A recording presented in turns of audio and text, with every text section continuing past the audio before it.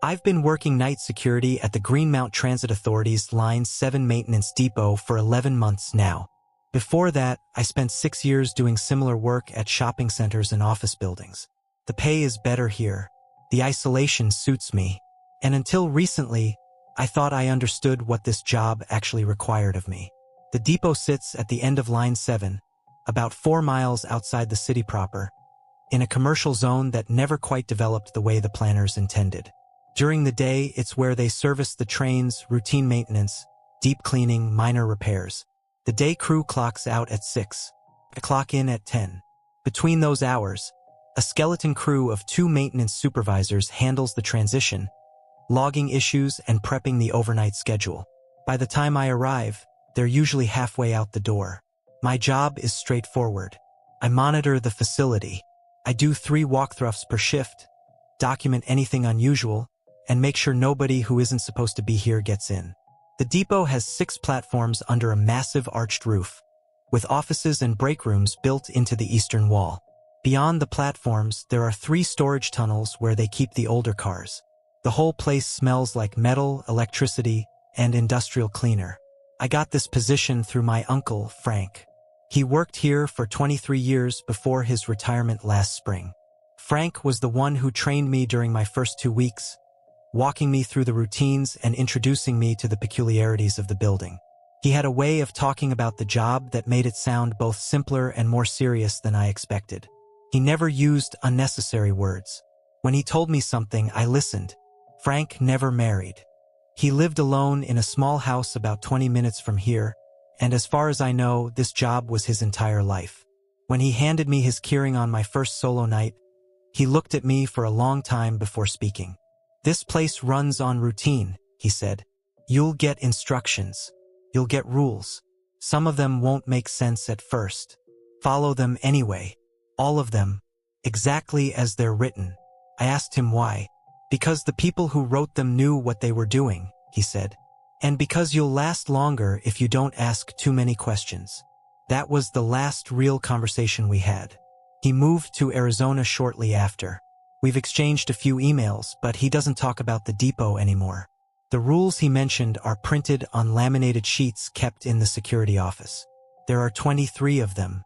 When I first read through the list, I assumed they were standard safety protocols, the kind of thing every large facility has to cover liability. Most of them are exactly that. Rule 1. Complete a full perimeter check at 11 p.m., 2 a.m., and 5 a.m. Log your findings in the shift report. Rule 4. If you hear the fire alarm, verify the source before evacuating.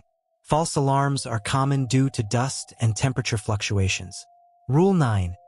Do not enter the maintenance tunnels without a flashlight and radio. Cell reception is unreliable below ground.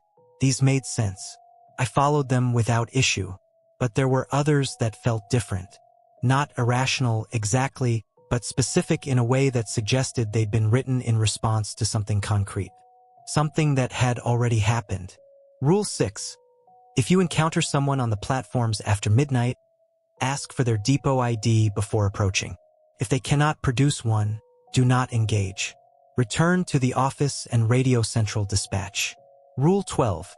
If the lights in Tunnel C go out, do not attempt to restore them yourself.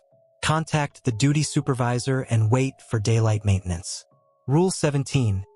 Do not remove any items left on the trains.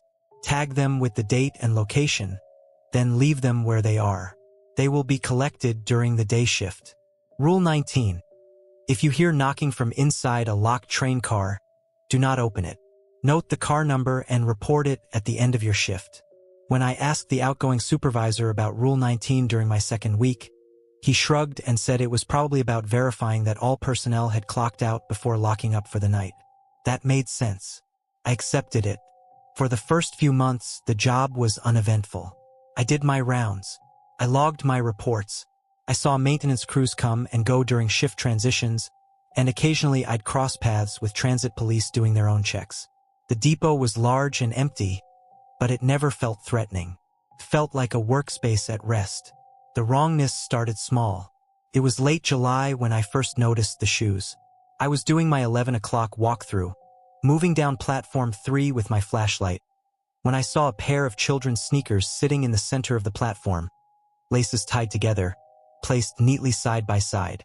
They were small, maybe a size 12, bright red with cartoon characters on the sides.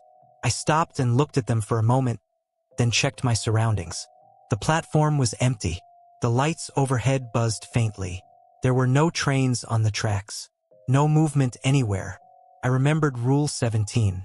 Do not remove any items left on the trains.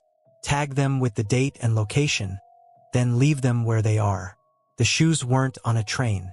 They were on the platform. But the spirit of the rule seemed clear enough. I took a photo with my phone for the log, noted the location, and moved on. The next night, the shoes were gone. I didn't think much of it until 3 days later, when I found a pair of work boots on platform 5, arranged in the same way. Laces tied, neatly placed, empty. I documented them. The following night, they were gone too.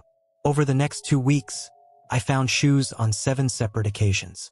Different sizes, different styles, always placed in the center of a platform, always with the laces tied together. I mentioned it in my reports. No one commented. The day supervisor I occasionally saw during shift change said maintenance probably picked them up. He didn't seem concerned. I tried to convince myself it was a prank. Maybe someone on the day crew was messing with me. But the depot was large, and I was the only person here for most of the night. There were cameras, but they only covered the entrances and the main office areas. The platforms themselves weren't monitored. Then I found the coat. It was mid-August, late in my shift, around 4 in the morning. I was walking through Tunnel B, one of the 3 storage tunnels that branch off from the main depot. The tunnel is long and poorly lit, lined with old train cars that haven't been in service for years. Some of them are gutted. Others are just waiting for parts or paperwork before being moved somewhere else. The coat was draped over the side mirror of car 48, an old Line 7 model with faded blue paint and rust along the undercarriage. It was a heavy winter coat, dark green, with a fur-lined hood. The air in the tunnel was stale and warm. There was no reason for anyone to leave a coat there. Not in the middle of summer. I stood there for a while, just looking at it. The fabric didn't move. There was no draft, but something about it made my hands feel cold. I didn't touch it. I took a photo, noted the location, and kept walking. When I came back through the tunnel an hour later, the coat was gone. That was when I went back and read through the rules again. All 23 of them. I read them slowly, paying attention to the phrasing, trying to understand what they were actually telling me. Rule 14. If you see someone standing on the tracks, do not call out to them. Return to the office immediately and contact Central Dispatch. Do not look back. Rule 22. If you find the door to the electrical room open, close it without entering.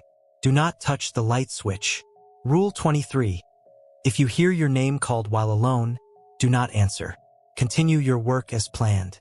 I had never encountered any of these situations, but the fact that they were written down, printed, laminated, and placed in the security office meant someone had. Multiple someones, probably, and those experiences had been significant enough to become policy. I started keeping a separate notebook. Not the official log, but a personal one. I wrote down everything that felt off. The shoes, the coat, the sounds I sometimes heard in the tunnels, footsteps that echoed wrong, or the metallic scrape of something being dragged across concrete. On September 4th, I found a message. It was written in the dust on the window of car 31, one of the old trains stored in Tunnel A. The dust was thick, the kind that builds up over months of disuse. Someone had dragged their finger through it to form words. Don't stay too long. The letters were uneven, childlike. I stared at them for a long time, my flashlight beam cutting across the glass. There was no other writing, no other marks, just those 4 words. I took a photo. I logged it, and then I walked back to the office and sat at the desk for 20 minutes, thinking. The next night, I arrived early. I wanted to talk to the outgoing supervisor, a man named Garrett who'd been working at the depot for 8 years. He was in the break room when I found him, packing up his thermos and lunch bag.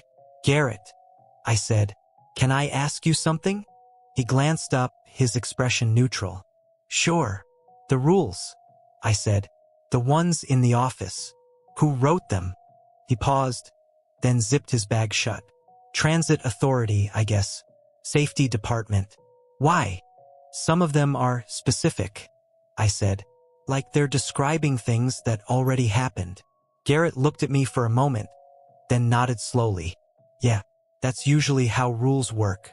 Someone does something wrong, something bad happens, and then they make a rule so it doesn't happen again. What kind of things? He picked up his bag and slung it over his shoulder. I don't know the details. I work days, but I've heard stories. People seeing things, hearing things, getting spooked and making mistakes. The rules are there to keep you safe. Just follow them. What if I see something that isn't covered by the rules? Garrett stopped at the door and turned back. His face was hard to read. Then use your judgment. And don't do anything stupid. This place has been here a long time. It's got its rhythms. You're just passing through.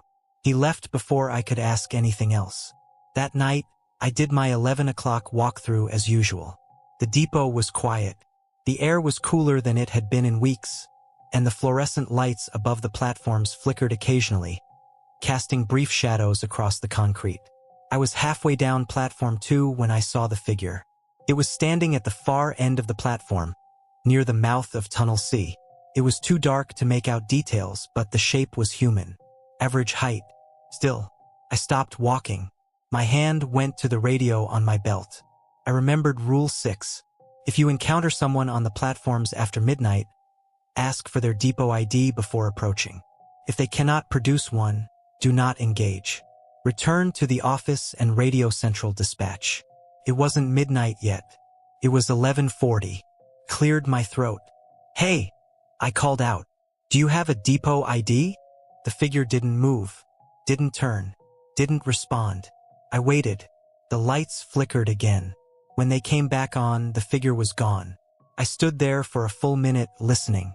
There were no footsteps, no doors, no sound at all except the low hum of the building's electrical systems. I finished my walkthrough and returned to the office. I didn't radio anyone. I wasn't sure what I would say. I saw someone, but then I didn't. It felt insufficient, irrational, but I wrote it down in my notebook. The next week, I found 3 more messages. One scratched into the metal wall of Tunnel B. One written in chalk on the floor of Platform 4. One smudged onto the mirror in the men's restroom near the break room. They come when it's quiet. Don't let them see you watching. Turn around if you hear breathing. I photographed all of them.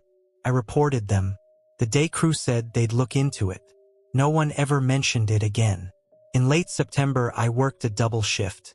One of the other night guards called in sick, and they asked if I could cover. I agreed. I needed the money.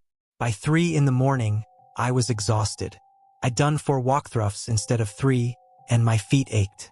I was sitting in the office, halfway through a cup of bad coffee, when the lights went out. Not all of them, just the ones in the tunnels. I could see it on the monitor. The feeds from the tunnel entrances went dark, one by one, in sequence.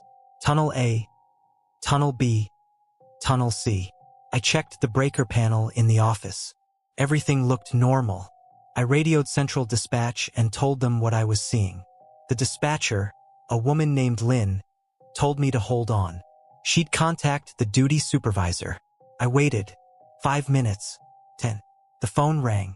It was the supervisor, a man I'd never spoken to before. Do not enter the tunnels, he said. Do you understand? Yes, I said. But the lights. I know. We're aware. Stay in the office. Complete your remaining walkthrough on the platforms only. Avoid the tunnel entrances. Day shift will handle it. Understood. He hung up. I sat there in the quiet, looking at the dark monitor feeds. I thought about Rule 12. If the lights in Tunnel C go out, do not attempt to restore them yourself. Contact the duty supervisor and wait for daylight maintenance. It didn't say what to do if the lights in all 3 tunnels went out. Maybe that had never happened before. Or maybe it had, and no one wanted to write that rule down. I stayed in the office until 5:30, when the first day crew supervisor arrived. He looked tired and irritated. I told him about the lights. He nodded, said he'd take care of it, and sent me home. When I came back the next night, the lights in the tunnels were working again. No one said anything about what had caused the outage. I didn't ask. But 2 nights later, I heard knocking. It was just after 1 in the morning. I was on platform 6, checking the service logs posted near the track entrance, when I heard it.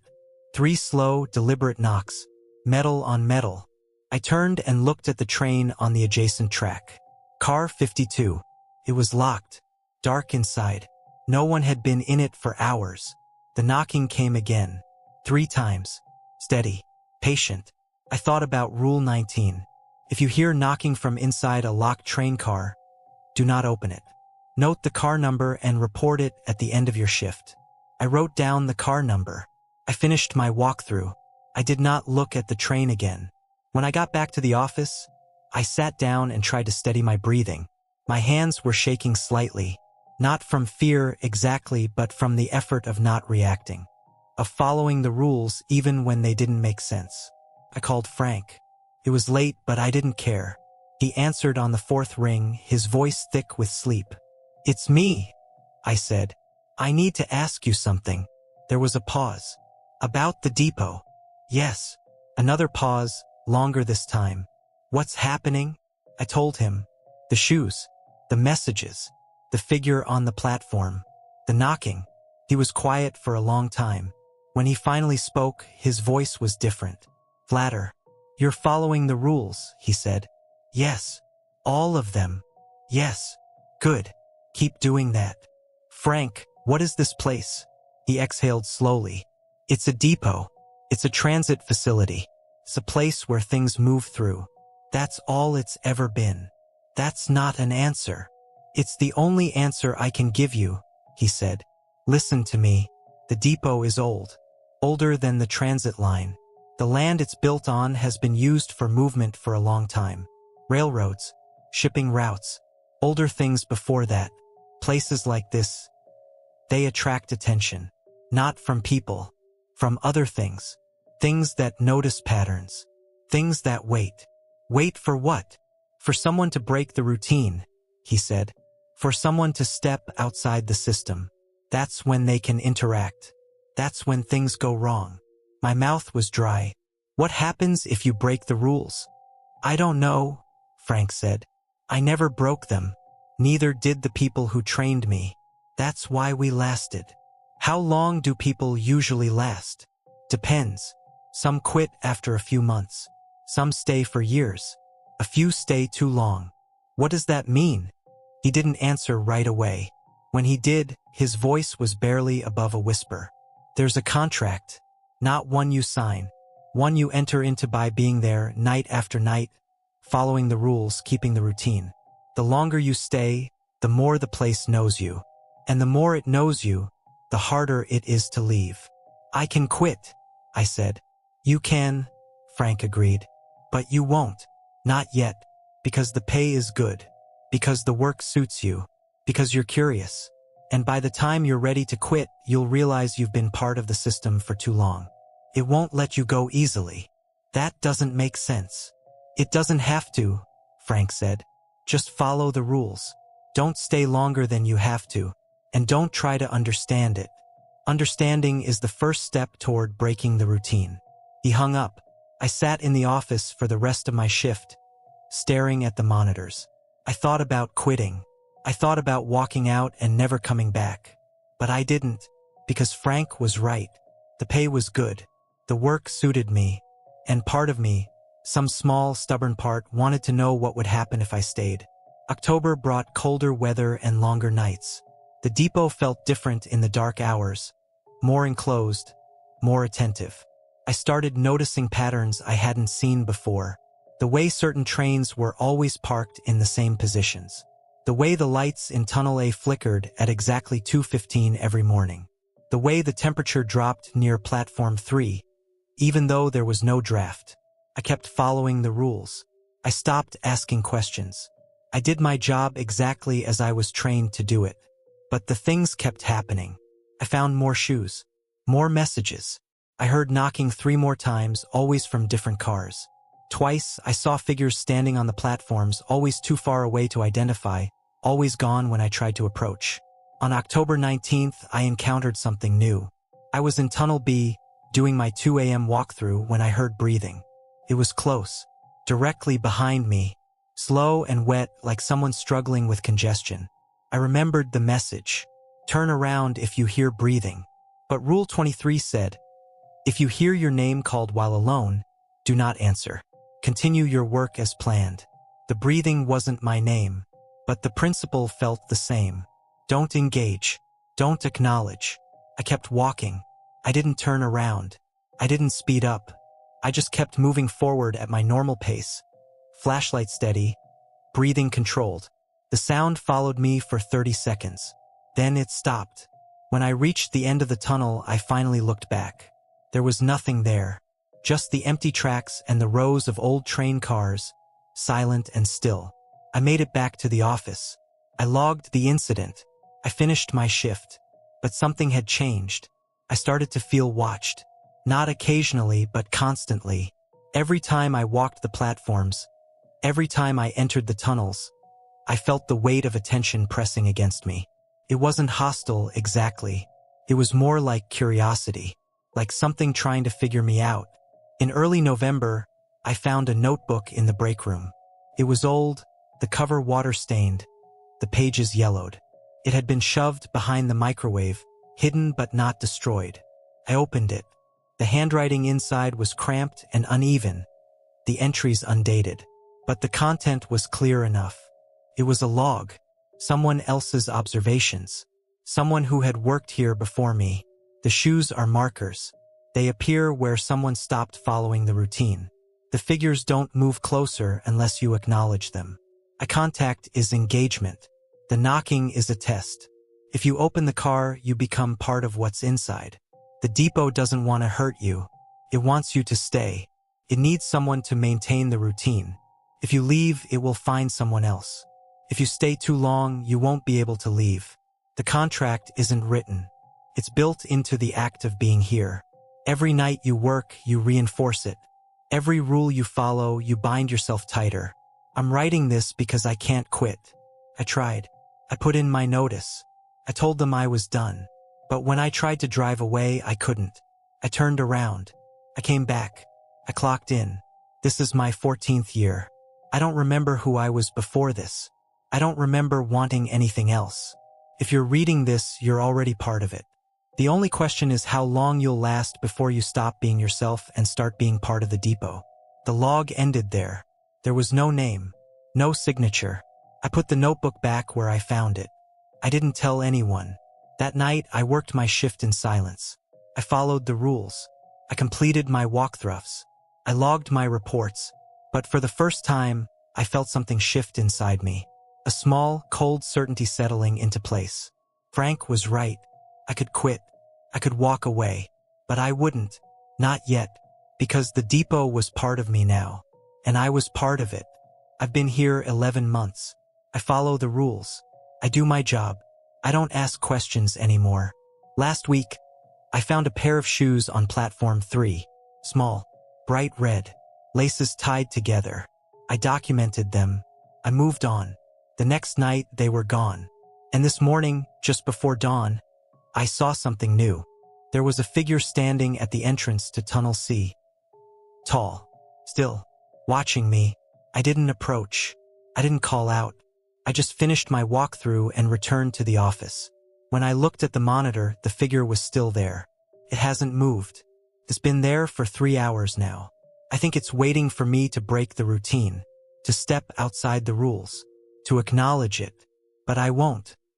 Because I understand now. The depot doesn't want chaos. It wants order. It wants someone to keep the system running. And as long as I do that, as long as I follow the rules, I'm safe. Or at least, I'm part of something that understands safety differently than I used to. My shift ends in 20 minutes. The day crew will arrive. They'll take over. And tonight I'll come back. Because this is my job now.